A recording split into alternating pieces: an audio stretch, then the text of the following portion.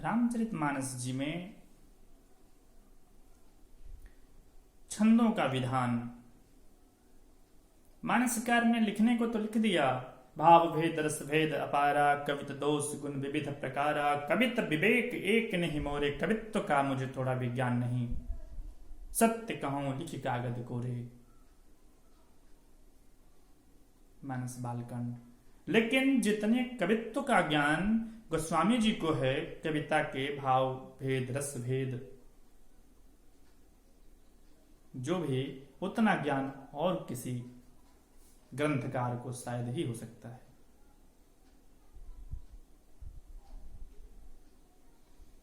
संस्कृत के जो महत्वपूर्ण छंद हैं वो सारे रामचरितमानस जी में हैं। आपको सुनकर आश्चर्य होगा।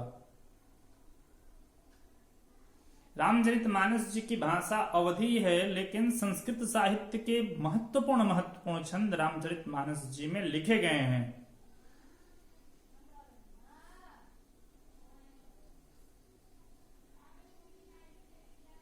संस्कृत साहित्य का छंद शिरोमणि है अनुष्टुप छंद, जिसको श्लोक कहा जाता है, जिसमें पूरा महाभारत की रचना हुई है।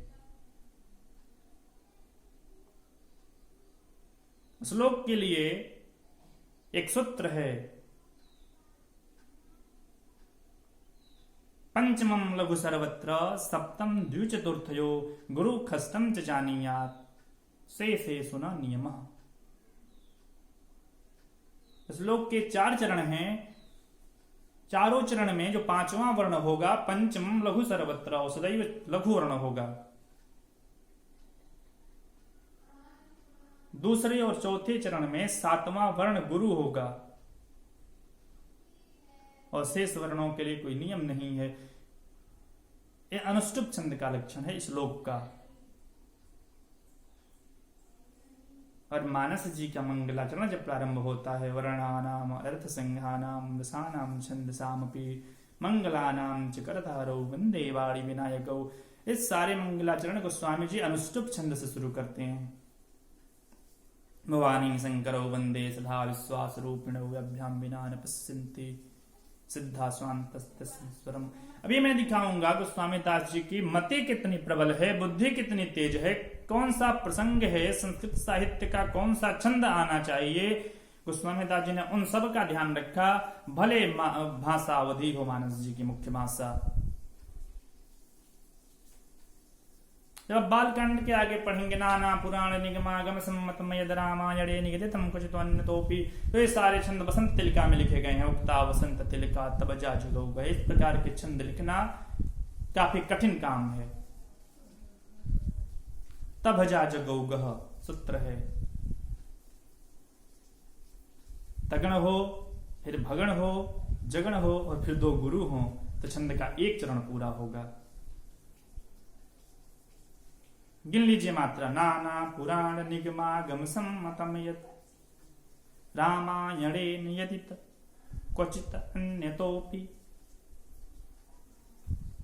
इसी तरह के छंद सुंदरकांड के मंगलाचरण में गोस्वामी जी ने लिखा है, नान्याय प्रहार भूपते हृदय यस्मिदीये सत्यम वदामि च भवामि खिलांतरात्मा।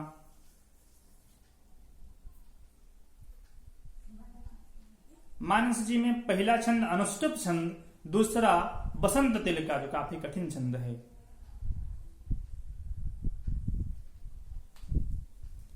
आगे आपको देखने को मिलेगा संस्कृत साहित्य का छंद भुजंग प्रयातम चतुर्भी यकार, 4 यकारों से पूरा 8 छंद लिख दिए। रुद्राष्टक, नमामि समीसान निर्वाण रूपम विभुम व्यापकम ब्रह्म वेद स्वरूपम। ये भी कठिन, बहुत कठिन काम है साहित्यकार ग्रंथकार के लिए। हमको तो नहीं लगता आज कोई कवि होंगे जो भुजंग प्रयात छंद लिखते होंगे। शब्दों को सार्थक बनाना भी है, और उसमें एक लघु 2 गुरु इसी क्रम का शब्द खोजना है। जगण के लिए 4 जगण होंगे एक चरण में।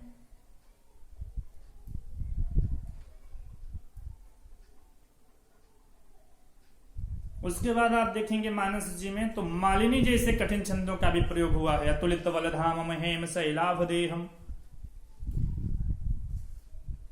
इस छंद में आप देखेंगे तो लगातार 6 लघु अक्षर मिलेंगे। अतुलित वलधामम, जब 6 वर्ण लघु आ जाएंगे तब गुरु आएगा।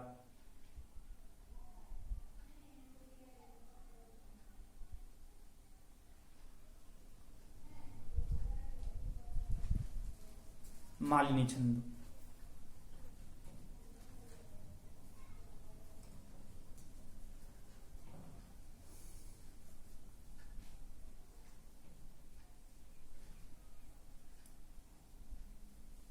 भुजंग प्रयात छंद, मालिनी छंद, बसंत तिलिका छंद, छूटा क्या कोई छंद?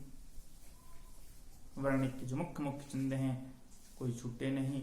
और भाषा देखने को कहा जाए तो पूरी भाषा अवधि भाषा, सामान्य भोजपुरी, कर बस डालरी कन पर छोहू, इससे सरल भाषा क्या होगी?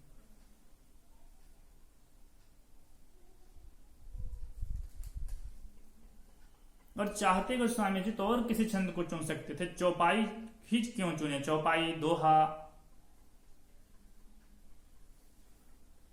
जो कभी बसंत तिलका और मालिनी भुजंग प्रयात छंद में महारत हासिल किया हुआ है वो सामान्य चौपाई क्यों चुनता है अपने महाकाव्य की रचना के लिए? क्योंकि जो भाव चौपाई दे देगी, जो रस चौपाइयों से मिल जाएगा, वो रस कठिन भाषा से नहीं मिल पाएगा, वह भाव दोहा भी नहीं दे पाएंगे।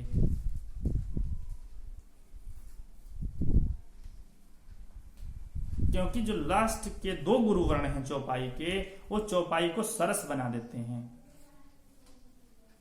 केवल गुरु वर्णों को हटा दीजिए चौपाई में, लास्ट में दोहा की तरह से लघु वर्ण लगा दीजिए तो सारा रस खत्म हो जाएगा।